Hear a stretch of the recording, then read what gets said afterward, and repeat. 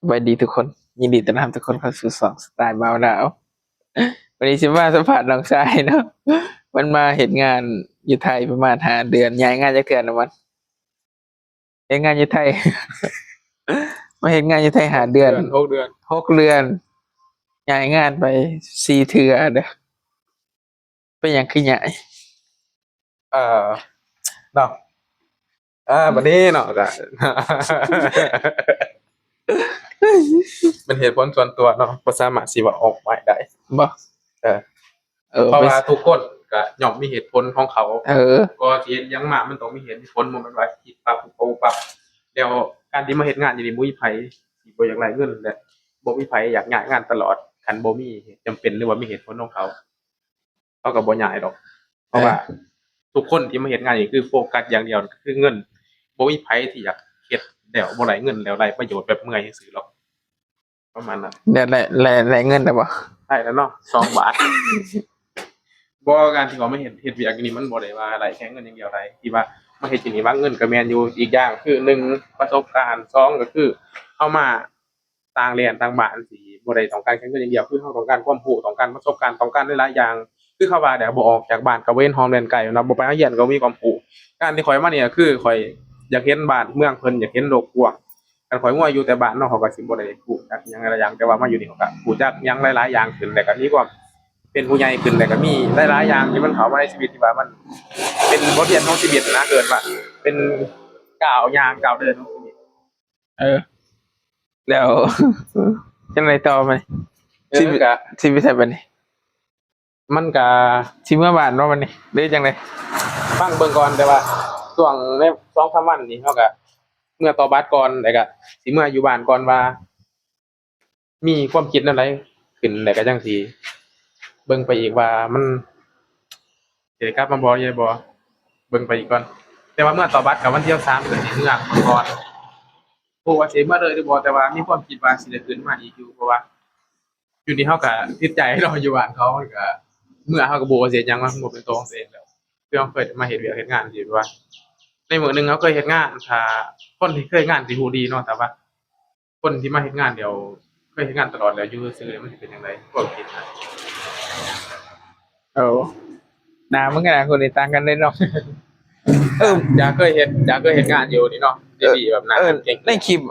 แบบว่าหน้ามึงน้อยหน่อยเนาะหน้าจ้อยจะมึงหน้ากูบอกใหญ่วะเฮาน่ะที่วีเซฟเนาะมันพอแต่แบบไปเฮ็ดงานแบบเมื่อยๆตากแดดคือเป็นกรรมกรยามเป็นจับกังแหน่โอ้หน้าก็เหี้ยลงแต่ว่าเรื่องสู้ได้บ่สู้ได้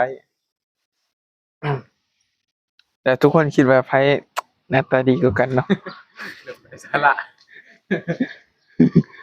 ไร้สาระจริงก็คิดว่าเฮาก็บ่แพ้ไพ่นะเนาะเฮาแบบว่าแต่นบ่เด้เดี๋ยวสิขึ้นมาอีกแม่นบ่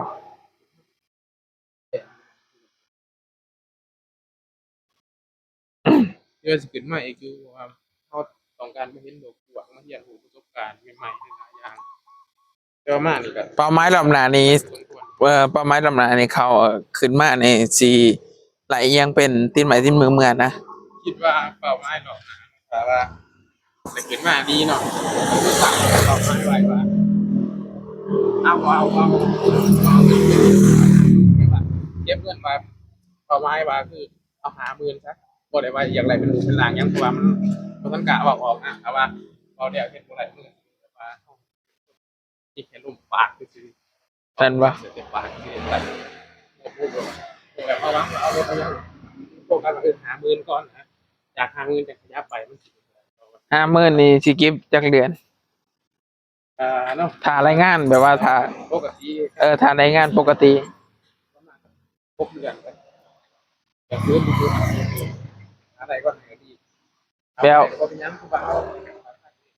เพราะว่าเฮาบ่ได้ค่อยมีภาระเนาะ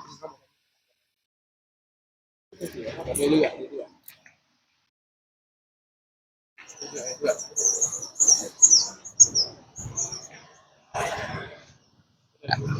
ๆก็อาการดีเลยมึงแม่นอากาศดี คือว่าผิวแดงแม่นแดงหน้ามันก็แดงแดงจากที่มันขาวใสถ้าเอา อยากให้คลิปนี้ถึงเท่าไหร่ยังสิได้กล้อง DJI Osmo Action 5 Pro อ่ะ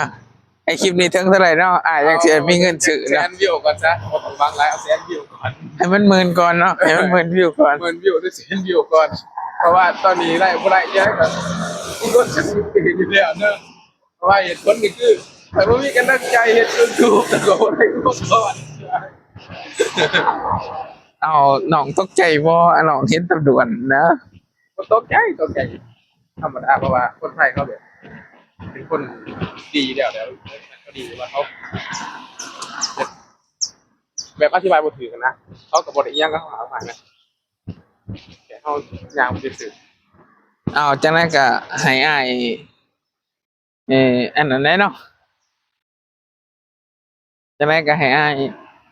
ไหลกล้อง GoPro ได้เนาะแม่นเด้ออ่ะแล้วก็ฝากถึงเมียอ้ายนะเบิ่งให้ซื้อให้อ้ายได้มั้ง เอาคลิปนี้ฟังเรื่องผีไอ้เนาะเห็นคลิปนี้แล้วเนาะก็อยากสิฝากบอยพานก็ยังไงก็สนับสนุนเนาะซัพพอร์ตเพราะว่าตอนนี้เขายังบ่ทันมีโปรโมเตอร์ใหญ่ให้เขาเนาะเอาโปรโมเตอร์หน่อยไปก่อนผู้ที่สนับสนุนความสำเร็จกับเพิ่นนั่นแหละอยู่เบื้องหลังครับว่าสิสำเร็จอีหยังไงก็คือสิเป็นเพิ่นแหละแต่ว่าคลิปนี้ก็เห็นแต่ก็ซัพพอร์ตเพิ่นแหน่เอาอีกแหน่จักบาทนะเชื่อว่าคนเฮามีหนึ่งมีสองคนก็ถึงซัพพอร์ตแล้วคนละตามก็สามคนที่แย่งตัวเขาเดี๋ยวตอนพี่ตอนเช้าเนี่ยมันมีเดี๋ยวก็มีอีกเรื่อยๆไปนะได้ค่ะซัพพอร์ตน้ำค่ะเบิ่งน้ำเด้อเอาให้มันดีได้ขันแบบตักเงินบ่ไหลได้ขันแบบผู้แรงเกินไปนะ ต้องลงสิให้ซัพพอร์ตด้วยสิบ่ให้ซัพพอร์ตเนี่ย วันนี้รู้สึกมีกำลังใจจะชูตู จบเกม สำหรับคลิปนี้ก็สิขอโจ้ยเพียงสมีเนาะเพราะว่ามันก็เริ่มตัวแล้วรถก็เริ่มร้ายแล้วไปซื้อของกิน เพราะว่าคนคอยคนสิฝากไปเฮ็ดงานเนาะโอเคเจอกันไหมในคลิปหน้าพี่น้องสำหรับคลิปนี้สบายดีโอเค